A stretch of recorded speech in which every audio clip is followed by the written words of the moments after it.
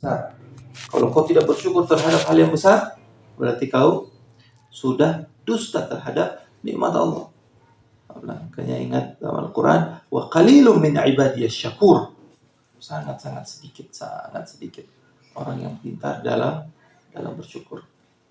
Karena kalau syukur sudah tidak ada, dicopot, dan itu janji iblis, dan itu adalah perintah iblis terhadap teman-temannya untuk mencabut rasa syukur, maka akhirnya akan apa? Kita akan berada pada tahap, kalau tidak ada syukur, tahap apa? Wah, kita akan selalu merasa kurang. Kok ini dikasih mobil kok kurang, ini dikasih ini kok kurang, ini dikasih ini kok, semuanya serba kurang. Nah, kalau sudah seperti itu, maka dia akan terus menerus mengejar dunianya, sehingga terjadilah yang namanya sesuai dengan perintah Allah terhadap dunia. Siapapun yang menjadikan kau raja, maka perbudak dia. Maka banyak orang yang dijadikan budak oleh dunianya. Syuf dia kerja terus, malam pun dia begadang, siang pun dia sibuk dengan dunianya. Ketika dia dapat hasil, ternyata ajalnya datang. Dunia dia dapat tak? Enggak. Akhirat terabaikan. La dunia dia dapat, la akhirat pun, bau akhirat pun dia dapatkan kenikmatannya. Tidak ada sama sekali. Nah, itu siapa mereka? Orang yang tidak pintar dalam bersyukur. Nah, karena kalau orang sadar, harta yang sesungguhnya adalah harta yang dia infakkan di jalan Allah Subhanahu wa taala. Nah, yang lainnya itu bukan punyanya, itu hanya titipan. Nanti akan dimiliki oleh ahli warisnya. Nah, baik. Kemudian setelah itu diperbudak oleh dunianya, akhirnya lama kelamaan dia tetap tidak bersyukur, dia akan membandingkan nikmat dirinya terhadap nikmat orang lain. Karena dia dikasih ini, ya Allah, kenapa sih fulan itu dikasih itu, saya cuma ini. Karena dikasih dapat proyek misalnya 10M, besar nggak? Besar. Tapi ternyata temannya dikasih proyek 1 triliun. Akhirnya punyanya jadi kecil. Enggak? Yang tadinya besar. Makanya jangan pernah membandingkan apa yang kita punya terhadap orang lain. Nah, karena apa? Karena kalau kau sudah bandingkan seperti itu, pertanda tidak ada rasa syukur dalam diri. Betul ya? Nah, sama seperti kita kalau diberi orang uang 1 juta, besar banget, senang. Tapi kalau teman kita kasih 100 juta, akhirnya 1 juta ini jadi kecil. Kenapa saya cuma 1 juta? Kok yang itu 100 juta? Kok yang itu? Ini pertanda apa? Membandingkan nikmatmu terhadap nikmat orang lain. Kalau kau sudah seperti itu, hancur. Kenapa? Karena setelah tahap ini ada, masuklah yang namanya apa? Amradul qulub. Apa amradul qulub? Penyakit hati. Mulai nanti masuk, yang pertama adalah al-hasad. Oke. Kok saya cuma 1 juta, dia kok dapat 100 juta? Siapa dia? Kau menginginkan untuk punyanya dia itu apa? Habis, hilang, curi orang, atau dia rugi dengan uangnya itu. Nah, seperti yang kita jelaskan, bahwa ingat, setiap pertemuan ada pertanggung jawabannya. Jangankan itu, bertemu kita dengan orang gila saja ada pertanggung jawaban. Apa yang kau lakukan dengan orang gila? Kau pada jam sekian, hari sekian pernah berjumpa dengan orang gila. Apa yang kau katakan? Apa yang kau lakukan? La ya Rabb, aku katakan Allahumma alhamdulillahilladzi khalaqani khairan min wa ja'alahu sabra warzuqhu sabra warzuqhul jannah. Itu yang aku katakan, ya Allah. Terima kasih ya Allah, kau jadikan aku lebih baik dari dia. Aku kau jadikan tidak gila. Dan aku mohon kepadamu, karena dia itu gila dan tidak ada dosa, Faham tak? Masukkan di dalam surga. Nah, ingat, mata sahabatna illa sa'alahumullah yaumul qiyamah an suhbatihima. Ini susah dan ini sulit. Karena saya berjumpa dengan orang, dia tidak gila. Apa yang kau berikan? Apa yang kau lakukan terhadapnya? Saya senyum, ya Allah. Dan saya memberikan haknya. Haknya apa? Salam. Assalamualaikum. Karena terlepas. Kau pernah berjumpa dengan fulan? La senyum, wala kalam, wala salam. Fa anta zalim. Kau bisa dikatakan orang yang zalim. Karena itu adalah hak daripada sahabatmu itu. Fahamna? Baik.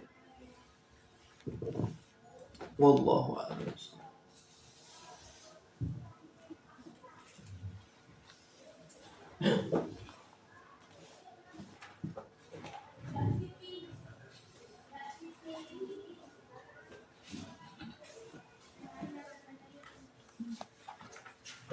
Ayo, sampai mana? Makruhatul jamaah.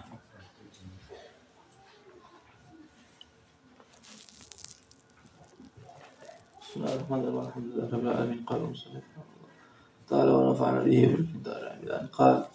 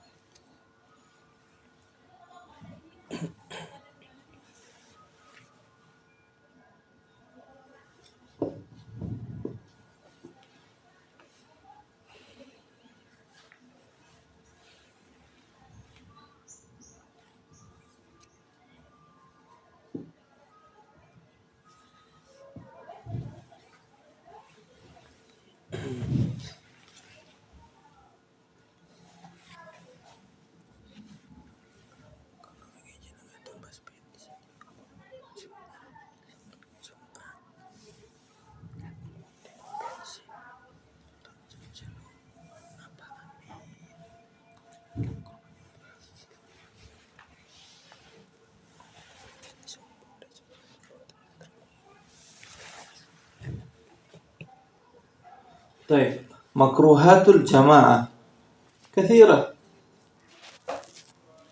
Hal-hal yang dimakruhkan ketika kita mau sholat berjamaah, ya, itu sangat banyak. Yang pertama, ya, nah, kalau yang kemarin sunnahnya, sunnatul jamaah. Nah, kalau yang sekarang ini hal-hal yang makruh. Yang pertama, tarku taswiyah. Minha tarku at-taswiyah. Apa maksudnya? Hah? Apa? Tidak. Jadi maksudnya jamaahnya itu berpencar-pencar. Nah, meskipun mereka mengikuti satu orang. Nah, Taib, saya nggak mau dekat dia. Dia itu sombong. Dia itu begini dan lain sebagainya. Alhamdulillah. Nah, jadi makanya hal yang pertama kali dia perhatikan adalah apa? Jam'ul qulub sebelum jam'us sufuf. Hati dulu yang harus bersatu, bukan soft. Karena berapa banyak soft yang bersatu tapi hatinya bengkok. Samping-sampingan nih udah lurus, tapi apa? Yang satu ke kiri, yang satu ke kanan. Begitu assalamualaikum warahmatullahi, langsung pergi, tidak mau salaman. Karena yang penting soft saya lurus kok. Lah, yang pertama kali adalah jam'ul qulub. Makanya Rasulullah masuk di kota Madinah, yang pertama kali dilakukan adalah apa? Mempersaudarakan Ansar dengan Muhajir, Aus dengan Khadraj. Ini orang-orang bermusuhan semua. Nah, baik. Ada persaudaraan, hati sudah nyambung, akhirnya dengan sendirinya soft pun akan nyambung. Tarkut taswiyah. Kemudian wal iqtida'u bil fasiq. Makanya kalau lihat Orang fasik saja itu masih bisa kita jadikan sebagai imam. Boleh nggak? Boleh. Apalagi makanya kita jangan mudah di dalam mengkafirkan orang. Udah sah itu salatnya ada. Dalam apa namanya, orang fasik pun, apa itu fasik? Apa fasik? Orang yang melakukan dosa besar, itu fasik. Selain syirik, ya, selain syirik. Nah, tapi kalau seandainya ada fitnah, ya, fitnahnya besar, apa kata orang? Berarti Islam ini boleh kok campur aduk dengan perbuatan fasik. Yang penting sholat aja, yang penting ini. Kalau fitnahnya itu lebih besar, maka kita haram mengikuti daripada orang fasik. Karena akhirnya menjadikan orang mudah dalam atau teledor, atau orang lain bisa meremehkan, atau orang fasik juga bisa kok. Itu tidak boleh. Nah, maka kita tinggalkan jamaah dengan orang fasik. Baik. Orang fasik sendiri ini kan, yang pertama dia tidak bisa jadi saksi ya. Boleh jadi saksi nggak? Nggak boleh. Karena orang fasik dia bukan orang yang adil. Sementara syarat di dalam pernikahan, saksi pernikahan adalah adil. Karena juga fasik ini tidak bisa jadi wali. Karena makanya hati-hati orang yang punya anak perempuan nih, mau menikahkan anak perempuannya sementara dia fasik, itu tidak sah. Karena banyakkan ulama bilang itu tidak sah, karena juga seorang wali dalam menikahkan itu harus adil. Karena na'am, taib. La ilaha illallah Muhammad Rasulullah. Wa bil mubtadi', juga orang ahli bid'ah.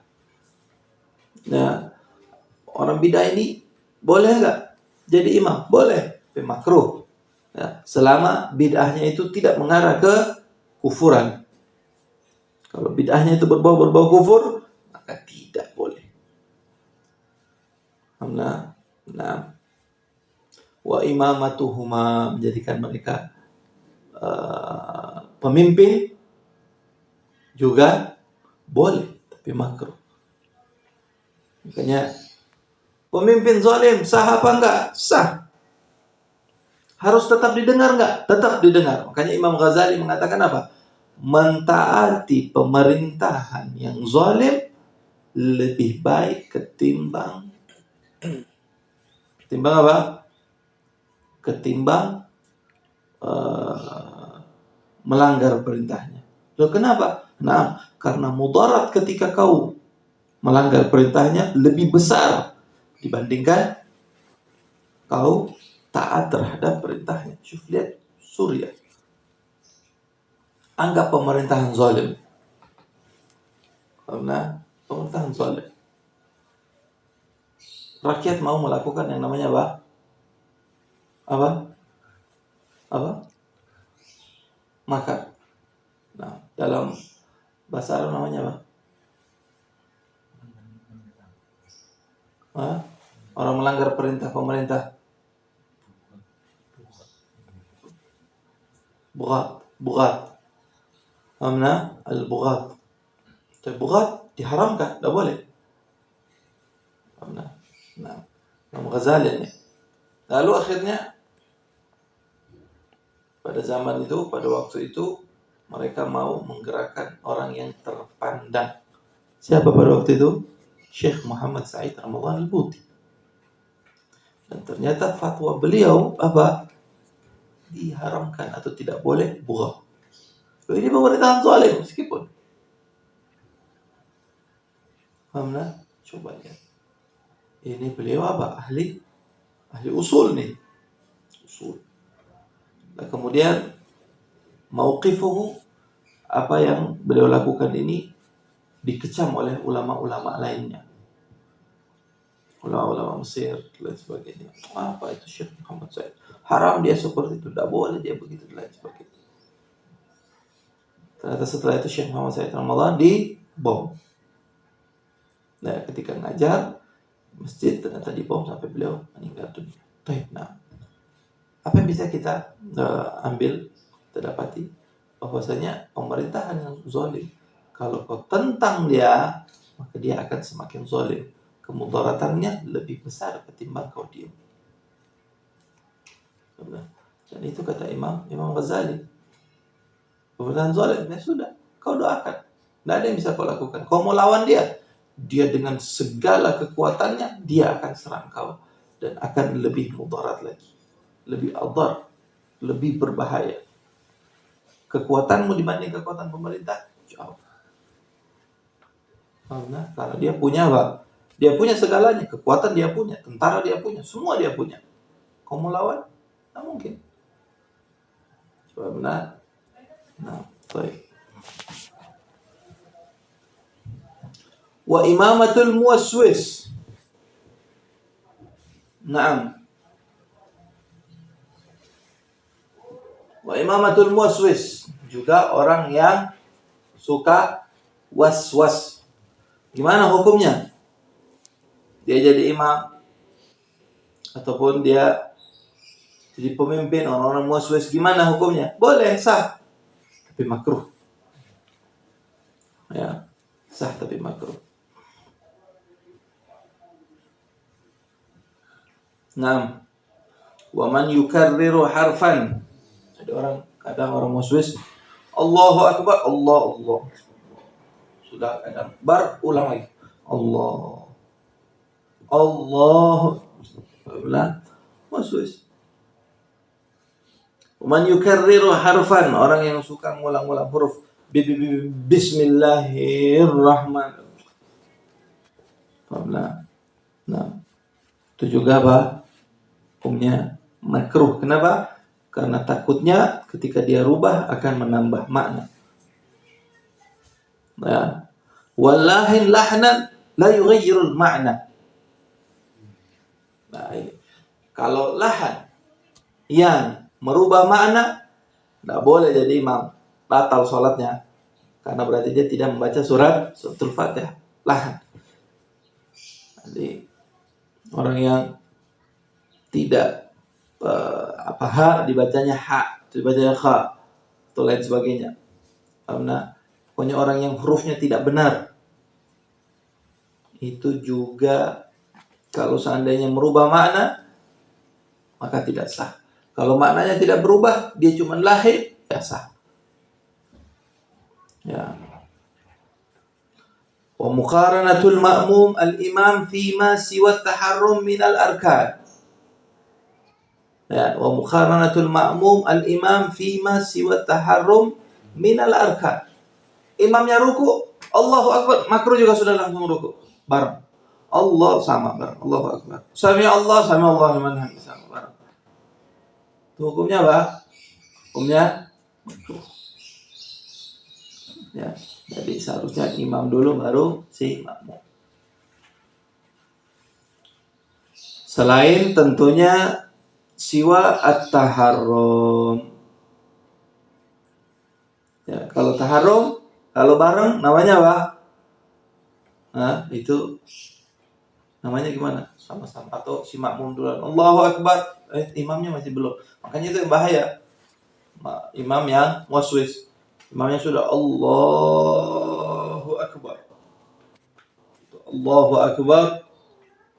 Si makmum kan langsung, karena sunnahnya ketika imamnya makmum langsung. Makanya sholat yang paling afdal adalah sholat apa? At-takbir ma'al imam. Nah, takbir ma'al imam itu yang paling afdal. Nah, jangan imam sudah Allahu akbar, makmum mau takbir ma'al imam. Allahu akbar. Ternyata imamnya berubah lagi. Allahu akbar. Loh, tadi apa? Si makmum apakah membatalkan? La. Jangan dibatalkan terus. Nah, asalkan si imam ini sudah benar-benar dianggap selesai pertamanya. Selesai. Kalau memang dianggap masih belum selesai nih, si imam Allah, makmum juga ikut Allahu Akbar, berarti kesalahan dari siapa? Dari si makmumnya. Ya, bareng Allahu Akbar, bareng nggak bisa. Tapi kalau seandainya imam Allahu Akbar, makmum juga Allahu Akbar, tapi kemudian ternyata si imamnya rubah lagi atau kembali lagi Allahu Akbar, maka si makmumnya apa? Ma'dzur. Tapi kalau bareng boleh. Wanfiraduhu anis sof. Wanfiraduhu anis sof. Jadi dia sof sendirian. Karena tadi makanya biasanya itu apa? Biasanya kalau dia sendirian, tariklah orang dari sampingnya gitu. Ya, tarik orang dari samping. Terkadang kalau orang nggak tahu, ya, ketika dia takbir Allahu Akbar, takbir dulu Allahu Akbar. Supaya orang di depan ini apa? Supaya orang di depan tahu kalau di belakang ada makmum. Makanya takbir dulu Allahu Akbar, baru tarik.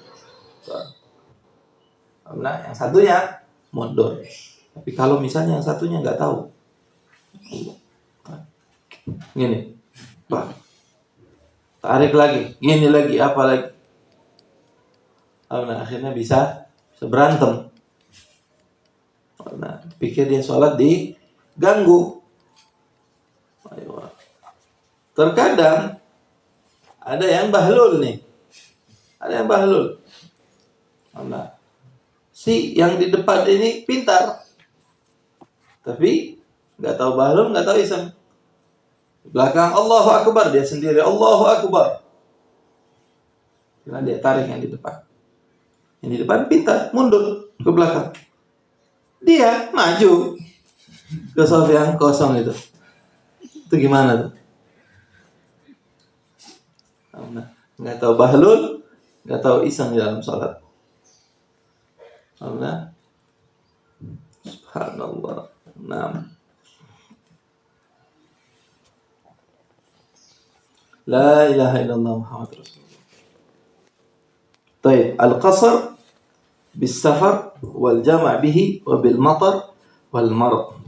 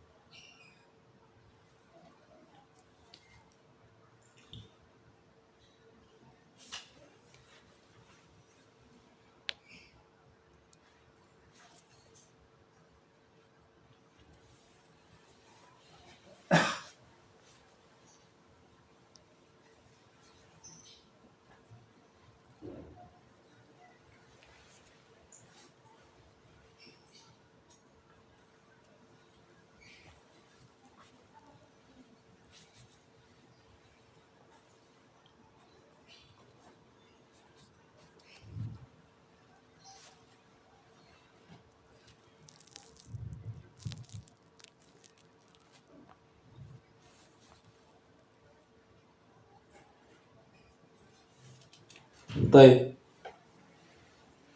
Sekarang qasar ya. Qasar dengan jamak. Setiap jamak tidak mesti qasar. Tapi kalau sudah qasar, sudah pasti jamak. Nah, yang pertama, ada sholat yang hanya diperbolehkan jamak saja tanpa qasar. Karena hanya diperbolehkan jamak tanpa qasar. Yang dilihat dari apanya? Dilihat dari marhalah, kejauhan. Ya, kejauhannya. Kalau cuman boleh jamak, berarti sholat zuhur dengan asar. Entah itu jamak takdim, entah itu jamak takhir, terserah. Yang penting jamak. Yang dilihat hanya jarak. Jaraknya berapa? Marhalah wahidah. Satu marhalah. Satu marhalah itu Kalau dilihat sekitar 41 kilo. Perjalanan 41 kilo, maka kau sudah diperbolehkan untuk jamak. Nah, kalau qasar, dia harus sampai marhalatain, 2 marhalah. Berarti kalau 2 marhalah berapa? 41 dikali 2. Jadinya berapa? 82 kilo. Perjalanan 82 kilo itu sudah bisa menjadikan kau untuk melakukan qasar. Nah, baik. Mana sih? Kalau saya 82 kilo, lebih afdal mana? Saya qasar apa saya sholat sempurna? Saya sanggup kok sholat sempurna, jadi saya sholat sempurna saja.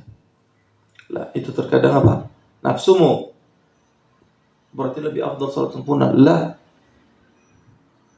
kau ketika diberikan oleh Allah keluasaan atau dikasih kau keringanan, ambil keringanan itu. Karena terkadang hadiah yang diberikan oleh orang lain lalu ditolak, itu namanya apa? Ayo, sombong. Misalnya kita ngasih orang uang, nih buat kau hadiah. Orang itu bilang, saya nggak butuh. Marah nggak kita? Marah. Jadi qasar ataupun jamak ini adalah hadiah. Nah, ketika itu kau ambil hadiah itu. Oke. Nah, tapi tentunya ingat marhalah dengan marhalatain, itu syaratnya. Baik. Meskipun yang kemarin ada yang bertanya tentang jamak selain ini, karena di sini kalau jamak entah itu dengan marhalah, ya yang dilihat marhalah, kalau jamak ya.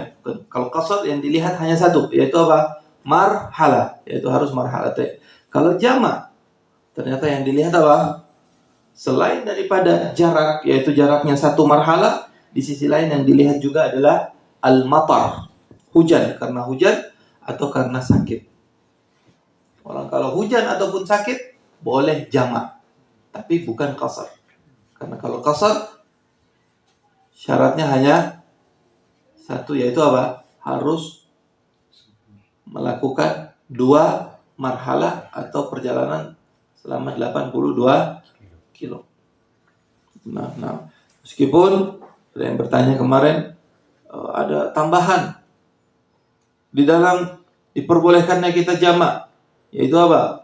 Ketika kita sedang sibuk karena pesta, undangan, acara di rumah dan lain sebagainya.